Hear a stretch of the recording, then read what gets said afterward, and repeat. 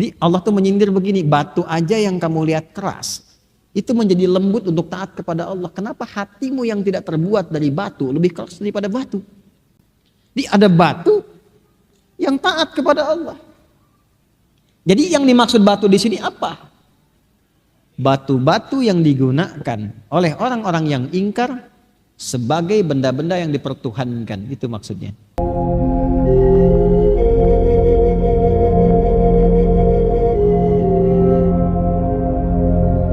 Wal hijarah, dan bebatuan. Batu di situ apa maksudnya? Apa semua batu masuk neraka jahanam? Tidak. Ada batu yang bertasbih kepada Allah. Di Al-Baqarah ayat 74.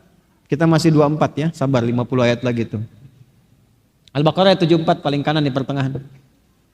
Ada? Ayo buka dulu. Ada? Thumma qasat, ada? Thumma qasat qulubukum min ba'di dzalika fahiya kal hijarati aw ashaddu qaswa. Wa inna minal hijarati lama wa inna minal hijarati lama baik, yatafajjaru minhul anhar wa inna minha lama yashaqqaqu fayakhruju minhul ma wa inna minha lama yahbitu min khasyatil. Jadi ada dari batu itu yang dia khusyuk beribadah kepada Allah. Ada yang diperintahkan untuk jatuh, diperintahkan untuk mengeluarkan air, keluar air dengan izin Allah. Jadi Allah tuh menyindir begini, batu aja yang kamu lihat keras, itu menjadi lembut untuk taat kepada Allah. Kenapa hatimu yang tidak terbuat dari batu lebih keras daripada batu? Jadi ada batu yang taat kepada Allah. Jadi yang dimaksud batu di sini apa? Batu-batu yang digunakan oleh orang-orang yang ingkar sebagai benda-benda yang dipertuhankan, itu maksudnya. Jadi dulu ada patung-patung yang dibuat dari batu, bahasa Arabnya wathan, jamaknya authan. Authan itu 3 kali disebutkan dalam Al-Quran. Catat. 1 Quran surah 22 Al-Hajj ayat 30, catat aja dulu. Quran surah ke-22 Al-Hajj ayat 30. 2 Quran surah Al-Ankabut surah 29 ayat 17. Saya ulang, Quran surah ke-22 Al-Hajj ayat 30 di akhir ayatnya. Kedua, Quran surah ke-29 Al-Ankabut ayat 17 di pembuka ayat. Dan ketiga, Quran surah Al-Ankabut juga surah ke-29 ayat 25. 3 kali disebutkan kata authan, jamak dari kata wathan. Authan. Ini, authan, bukan autan. Authan. Jamak dari kata wathanun, waw fa nun, artinya patung yang dibuat dari batu. Jadi zaman itu banyak patung-patungnya dibuat dari batu.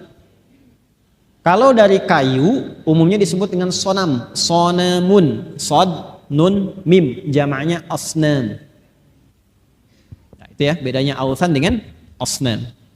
Tapi kenapa disebut dengan batu? Karena boleh jadi setiap generasi punya bentuk batu beda-beda tapi dipertuhankan. Substansinya sama. Kalau dulu kan Lata, Manat, Hubal dan sebagainya. Sekarang mungkin beda-beda. Ya, batu akik dipertuhankan. Ya kan? Ini bisa memberikan khasiat luar biasa. Nunjuk bis besar aja bisa berhenti. Berhenti bis. Padahal tanpa batu aja begini udah berhenti gitu kan. Nah ini apa saja tuh, kadang bentuknya bisa beda-beda. Jadi maksudnya apa? Benda-benda logam, benda-benda apapun yang dipertuhankan, itu akan ditunjukkan oleh Allah di hari kiamat, jadikan bahan bakar neraka yang paling dalam untuk memberikan kesan tahqir. Kata Allah, kalau ini memang Tuhan kalian, nih Tuhan kalian aku tenggelamkan di dasar neraka yang paling dalam. Yang selama ini kalian pertuhankan. Untuk menunjukkan kesalahan yang paling dalam dan menghinakan sesuatu yang seharusnya tidak perlu dilakukan saat berkehidupan di dunia. Paham? Nah, untuk siapa itu disiapkan? Uiddat lil kafirin, bagi orang-orang ingkar. Siapa ingkar di sini? Nanti 2 golongan. Orang-orang yang ingkar keyakinan dan ingkar perilaku plus orang munafik. Nah, jadi maaf. Biasanya yang suka nyoal orang-orang baik, suka menyoal risalah keislaman, suka menyoal Quran, suka menyoal hadis, biasanya cuma ada dua golongan.